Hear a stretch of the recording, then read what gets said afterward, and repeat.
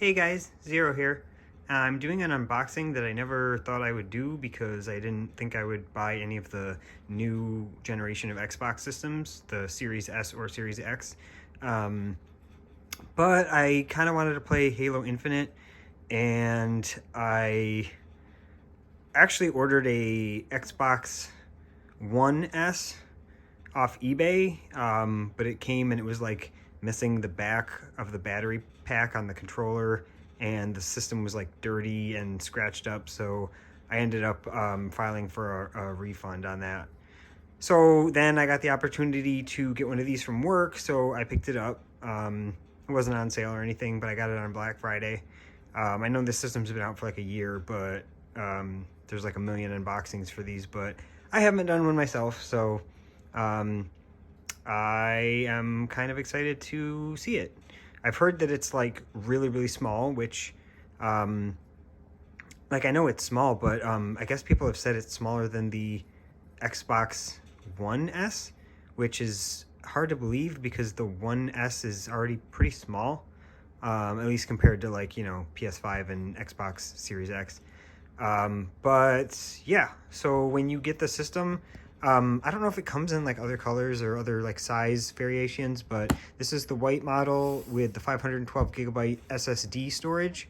So I'm kind of psyched about that. Not that it's all digital, I'm not really happy about that, because I do enjoy being a collector and buying discs.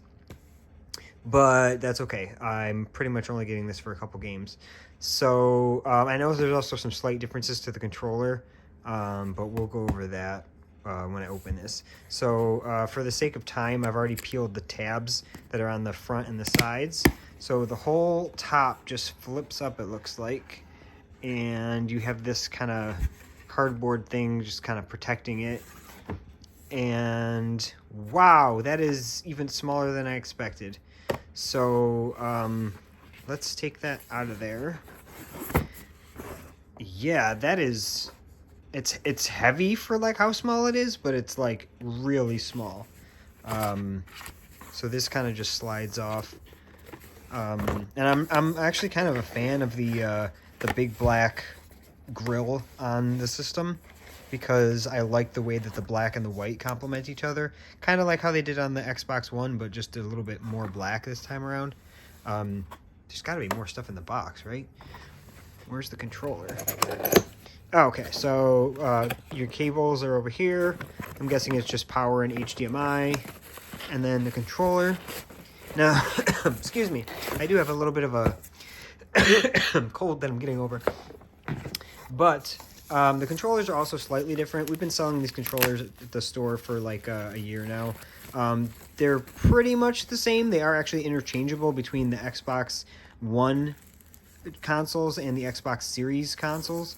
There's not many differences to them. Pretty much the biggest difference is there's this added button here in the middle. The D-pad has become, instead of just a cross shape, it's got like the circle around it, so you get more of like a three-dimensional, feel to it. And also on the white controller, these triggers, the L&R buttons and the bumpers and the triggers, are normally black, and I believe there's like normally like a little piece up here that's black as well. On the new series version of the controllers, it's all white. And I think also the back is textured, which you're probably not really going to be able to pick up on camera, depending on how good the quality is there, but it's textured, so it's much more like grippy in your hand, and if you were to like scratch it with your nail, you can feel the texture. But other than the D-pad and that extra button and just the colors being different, the controller is pretty much identical to like an Xbox One white controller. So they didn't really change like the layout of the buttons or anything. And I don't think there's any other like features on it that are new. It's not like the difference between a DualShock 4 and a DualSense PS5 controller, where it's like completely different shape and layout, and there's like haptic feedback in the triggers and all that kind of stuff. So yeah, controller's pretty similar, but I've heard it is still an improvement. People like the D-pad better. They like the grippiness of the texture better. And I've even heard people say that the triggers feel a little bit better, which they do feel different, but it's hard to explain why. There's a little bit more of like a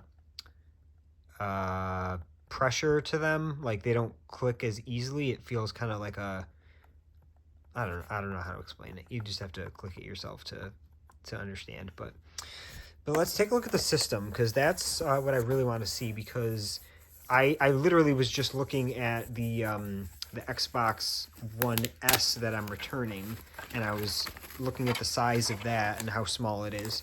But now we're going to look at the actual size of the Series S and see how small this is, because this just looks super tiny.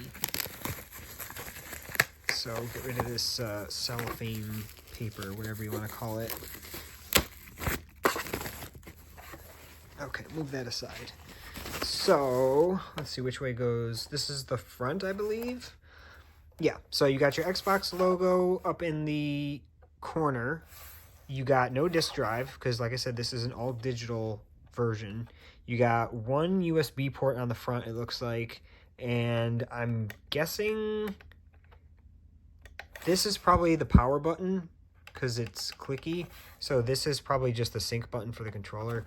And then, like I said, you get this big black speaker grill. I don't picture this getting as dirty as the white holes, like the indents on the top of the Xbox One S. Because like on a lot of the used ones that you come across, like a lot of dust and dirt has gotten in the holes. This doesn't seem like that's really going to happen because it's black. And I think these are actual holes that go all the way through into the system, whereas on the Xbox One S, it's just like they're just like little concave cutouts. Like they don't go all the way through; they're just like indents, so it's easy for them to fill up with dust.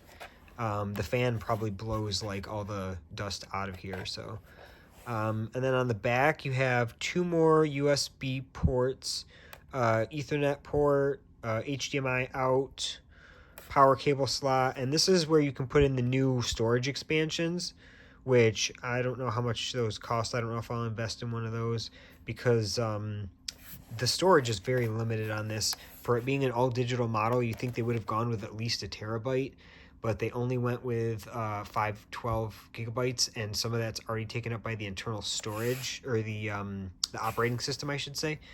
But it's hard to get a sense of scale just like from, you know, being on camera, but it's not much bigger than the controller.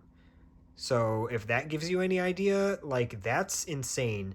Other than being a little bit like thicker, like height wise, this reminds me of like the PS2 Slim, which is probably like one of the smallest systems in existence, as far as actual consoles, not like the retro, you know, remake consoles they've been putting out, like the Nintendo Mini and stuff like that. But yeah, you can stand this up vertically or you can do it horizontally. This would be the top because the little rubber feet are on this side. So you can either do it like this or you can do it lying down. I'll probably do it lying down just because it'll probably fit underneath my TV on the top of my entertainment stand up there, like next to my Switch. Just because it's so small, I can actually probably fit it there. Whereas my PS5 has to like sit on the floor because it's so fat.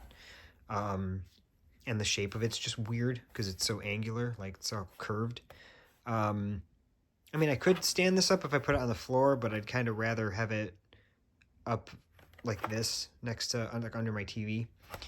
But yeah, I'm impressed with how small it is. It is, like I said, super heavy. Like it's actually really heavy. It feels like it's actually heavier than an Xbox One S, but that might just be because I'm holding it with like one hand, so it's like more weight on my hand.